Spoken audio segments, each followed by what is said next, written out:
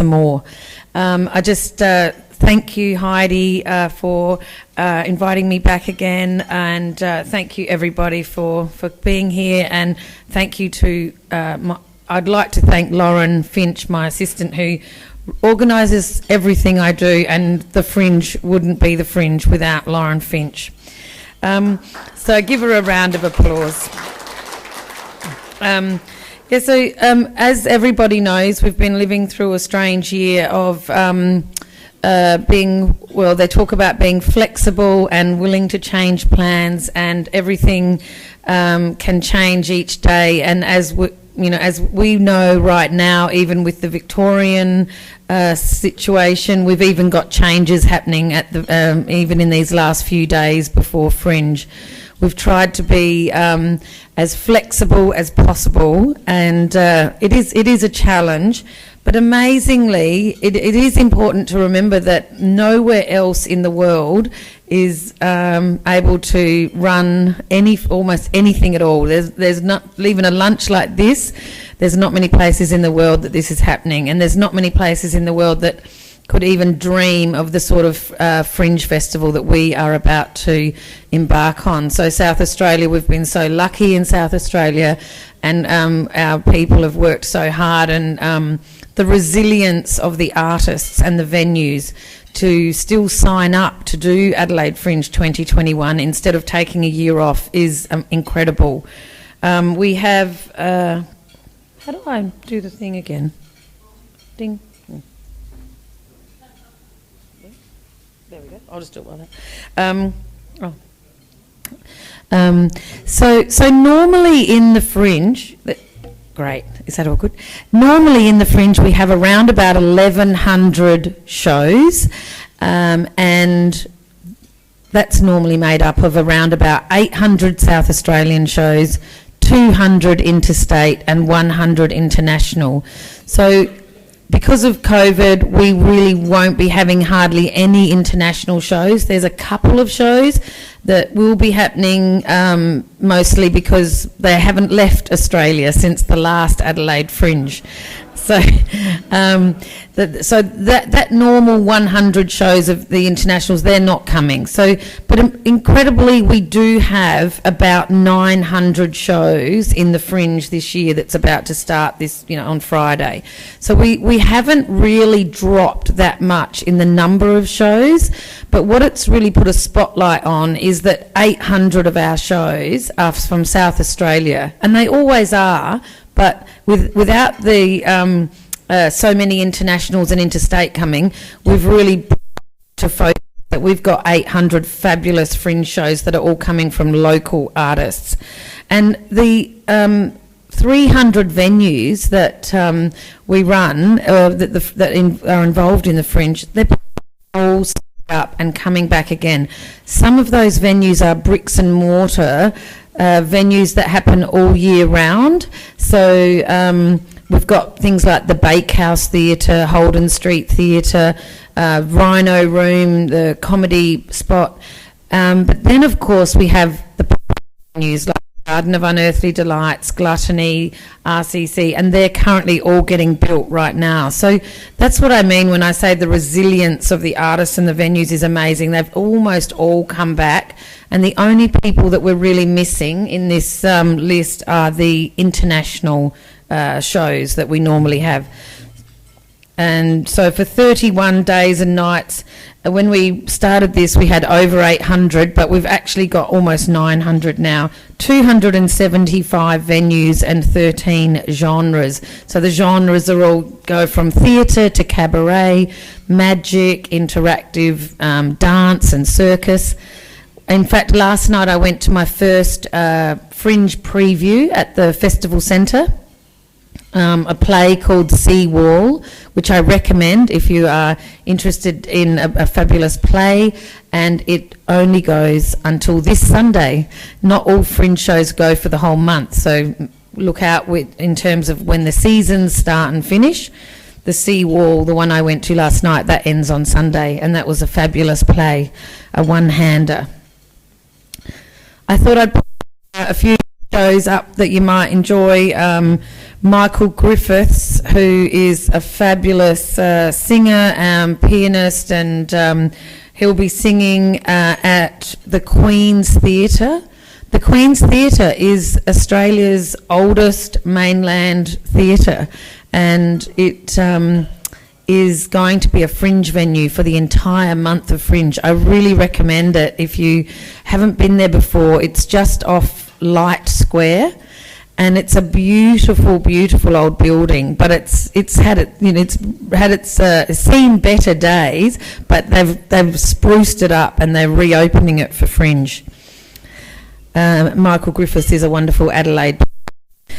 The woman in the middle, Comfort Food Cabaret.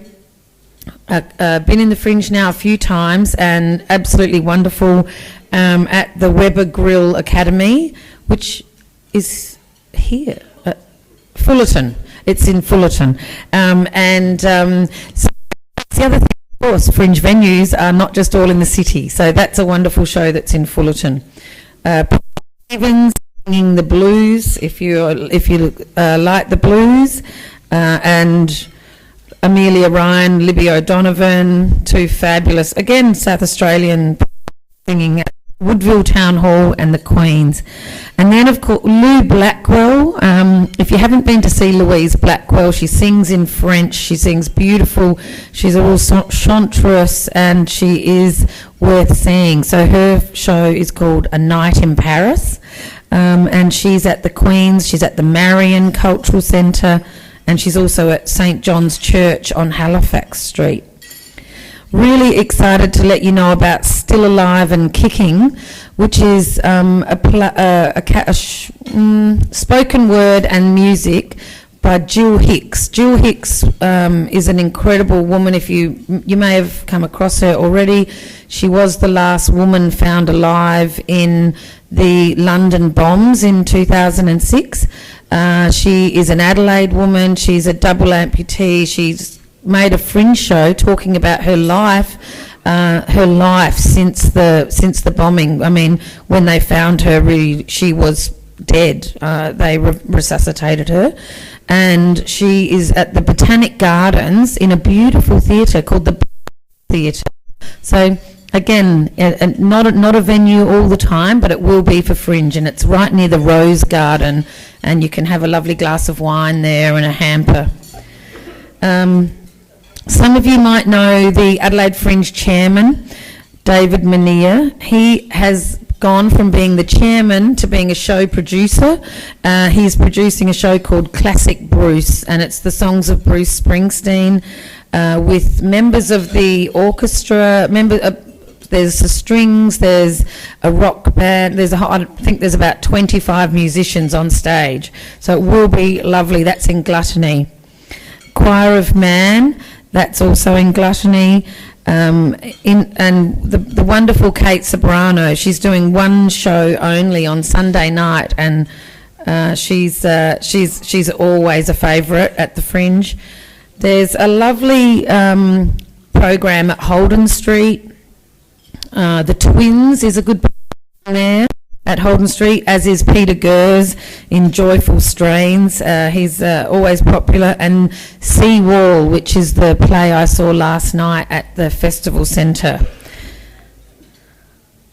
For some fun, bit of humour, The Bakers, clowning and circus, and they're great fun. And Joanne Hartstone has got the Reichstag is Burning.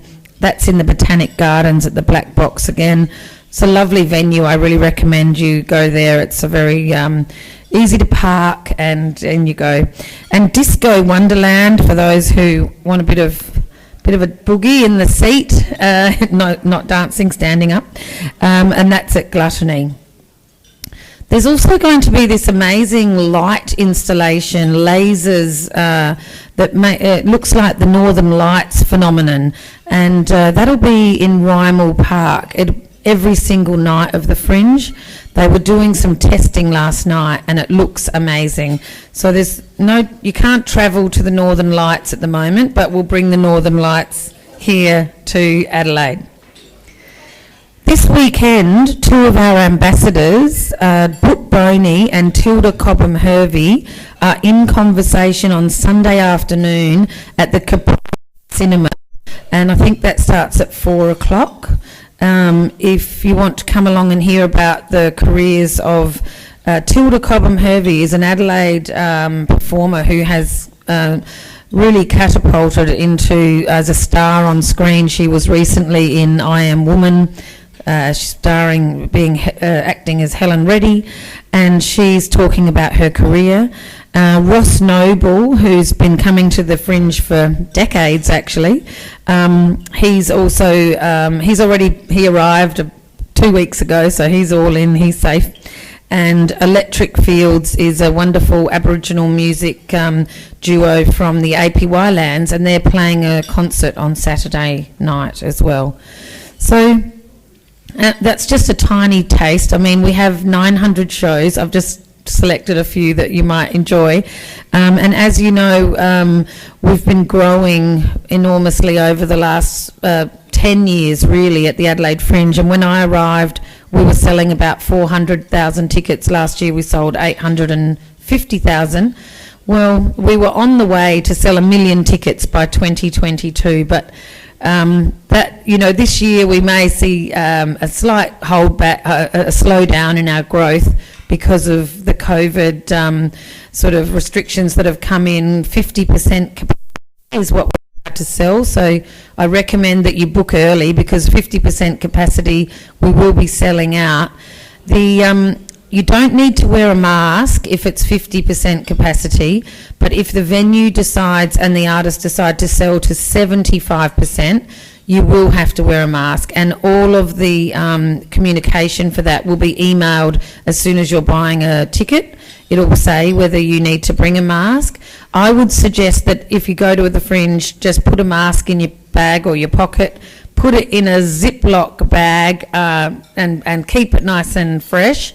But the venues will also be giving out masks if they need to. But where we're selling to 50%, no mask is required. We do need a mask as soon as it's over 50%.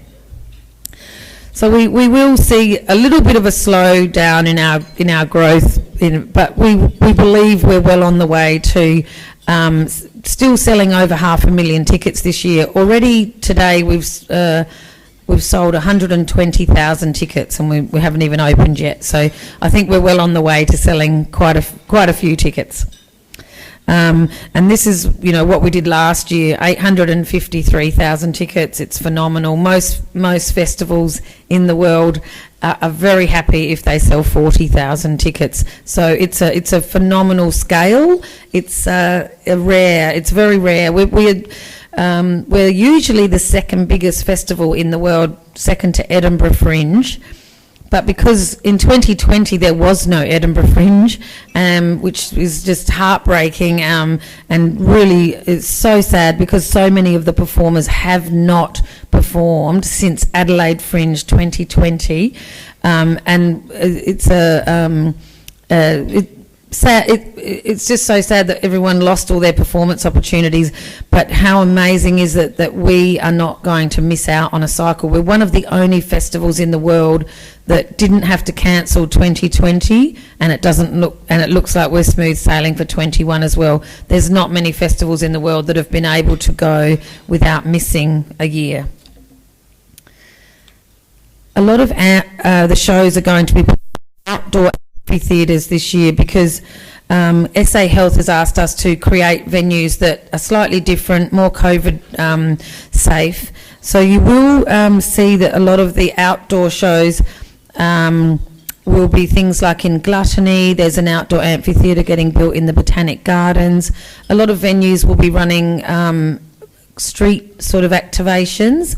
So in front of the Rhino Room, which is the comedy venue down Pirie Street, they're actually going to be closing the streets on certain weekends to have outdoor area stuff as well. So these sorts of things will happen across the Fringe, and that's really because SA Health has encouraged us all to do things on the outside, as not just only inside the normal venues. Of course, if people are feeling unwell, we say please, just don't come. Physical distancing will be adhered to across whenever people are queuing. Washing hands regularly. We want so you need to check in. I think everyone's getting used to that now with the QR code checking in. But we have created a watch from home opportunity for those people that really don't want to come along, but you can buy a ticket. For example, this is I was talking about before, Still Alive and Kicking. You can actually buy a ticket for that and watch it from home. So there are ways to do Fringe even if you don't want to get out and about. We also have a donor circle, and the donor circle this year we've seen a lot of growth in the donor circle because a lot of people who have really wanted us to give more assistance to the artists have reached out to us, and we've seen a lot of people coming in for the first time and donating to our donor circle this year, and we've given out every single dollar that we raise. We don't keep any money to ourselves. We give it all out to the artists and venues, and we also buy tickets for disadvantaged communities to go to the Fringe as well. So last year we bought around $30,000 worth of tickets for disadvantaged communities to go and see Fringe shows who wouldn't normally be able to afford it otherwise. And we worked with 13 different community groups, 34 schools, and we bought nearly 2,500 tickets for them to go and see Fringe shows for free. So that's a wonderful initiative that we've been growing over the last few years. So I hope that gives you a little taste of Fringe and whets your appetite for coming out and seeing some shows. And I can, of course, answer some questions if anyone has any questions.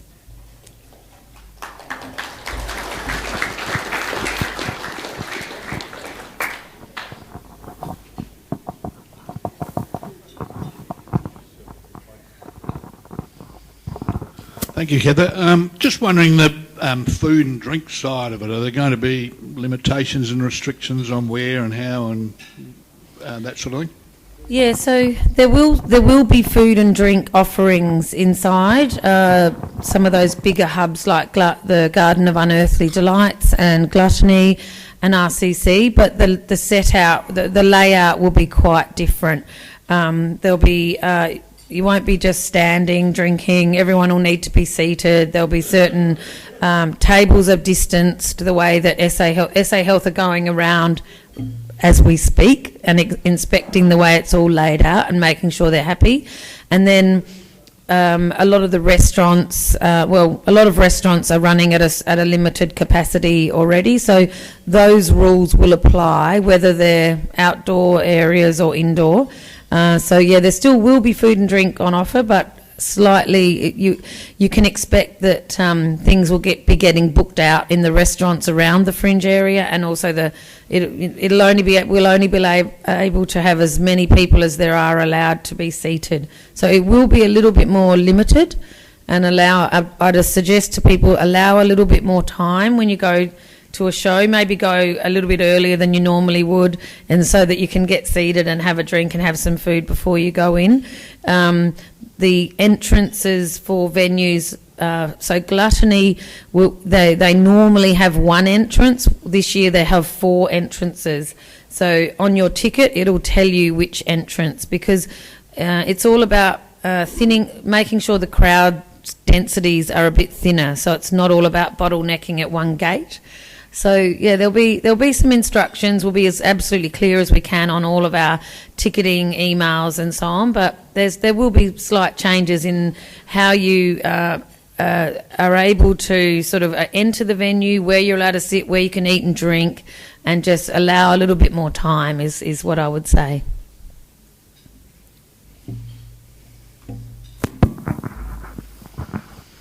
First of all, thanks Heather and the team for making that happen, because I think we're all missing party time, and I know I've got my tickets with a few others for the first show, for the disco show, and obviously I've seen a couple of bands since COVID's been lifted, and I'm surprised with the QR codes and buying tickets that they know who you are, that we can't actually move out of your seat. Because it's under I wouldn't imagine most of them have got 200 people in the venue. So you've got to stay seated. It's a mystery. It's a mystery. We're hoping that SA Health will allow dancing soon. But there's a lot of... I know there's a lot of venues that are talking to SA Health about that. So we keep our fingers crossed.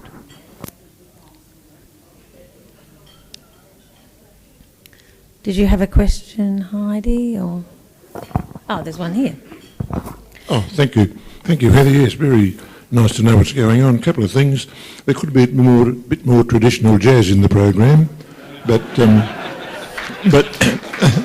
let's have a look. This isn't. I'm not endeavouring to advertise, but what I wondered was, what is the purpose of the factory that's being built on the south side of Victoria Square? What's happening there? South side of Victoria Square, that's RCC, isn't it? Yeah, that's the RCC, and they're actually creating a place that'll have quite a lot of it's aimed at a sort of a younger audience. Start maybe music on the stage. That's the scaffolding that's going up at the moment. But they're also going to have these big interactive light pieces. So I haven't been able to experience it yet, but as far as I understand, you can the way you move will be reflected into the actual light display on the big wall. So I'm waiting to see that one. But there's also a very nice restaurant in there called Roberto's, and they will do Italian food and drink before the shows. So I mean, we wait to see. That's a new sort of. The RCC were in Victoria Square many years ago, but this is a new version of what they're doing. This looks like a factory, doesn't it? Out in an industrial area from the outside. Well, hopefully on the inside it's going to look quite spectacular. But I just want to say that in terms of jazz, the Louise Blackwell show that I listed here, she's got some of... Adelaide's best jazz musicians on stage with her. So 4 or 5 of them are playing. So it's a great show if you're a jazz fan. We're told that we Need to go. Time, okay, so yeah. You can leave. Okay. So Did Heidi? Okay, thank no, you can't leave just yet. Oh, okay. So thank you for speaking. I just wanted to say something. Sorry. Yeah, sorry. But it's okay. I know you have to go.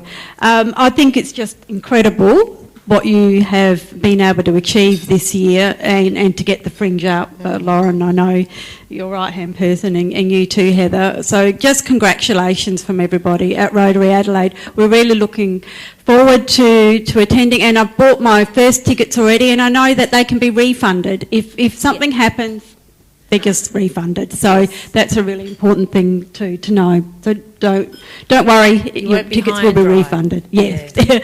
So thank you very much. I think you've bought your tickets, haven't you? I bought a couple of tickets. Thank you.